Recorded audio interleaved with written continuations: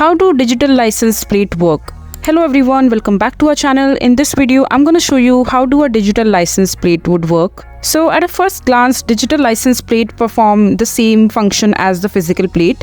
Most of the time, they displays a car's license plate number. However, they can also be sent out as a tracking signal when a car is stolen, helping law enforcement official track it more easily. Display number alert when one occurs in close proximity to the vehicle, and it also allow cars to automatically see and play parking tickets. And it also allow car owners to instantly update their vehicle registration displayed on the plate. And it also monitor the vehicle mileage and estimated emissions, and display the customer graphics and messages when parked. So this is basically how a digital license plate works. I hope you find this video to be helpful. So that is it for this video. If you find this video to be helpful, make sure to hit that like button and don't forget to subscribe to our channel for more such informative videos, and I'll see you the next time.